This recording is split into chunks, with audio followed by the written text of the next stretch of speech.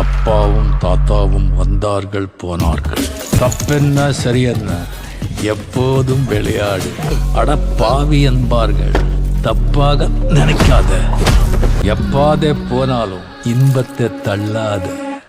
பாவம் தான், சோகமாக்குறானா பாவம் தான், வேதனைக்கிறானா பாவம் தான், வெறுப்பாக்குறானா பாவம் தான். ஏன் கையில் என்ன கொண்டு வந்தோ கொண்டு செல்ல என்ன எத்தனை போகிறான் தெரியவே இல்லை. கட்சி வரைக்கும் பாவம் தான். அப்போ யார் புண்ணியம்? வாழ்க்கை ஒரு அற்ப விளையாட்டு, ஒன்றுமே கிடையாது, ஜாலியாக இருப்பான்னு நினைக்கிற எல்லாரும் யார் தான்? யார் புண்ணியம்? புன்னகை செய்கிற அத்தனை பேரும் புண்ணியம் தான். புண்ணியம் செய்தவருக்கு கண்ணெதிரே நிற்பான்ல பாட்டி எழுதிருப்பாங்க. நம்ம மாற்றிக்கலாம். புன்னகை செய்வதற்கு கண்ணெதிரே நிற்பான். அது இருக்குது, பார்க்க முடியல, அவ்வளோதான். பார்க்க முடியல இருந்தாலும் இல்லைன்ற ஆயிடுமா என்ன? சோறுண்டு சுகமுண்டு மது உண்டு மாது உண்டு மனம் உண்டு என்றால சொர்க்கத்தில் இடம் உண்டு. போடா.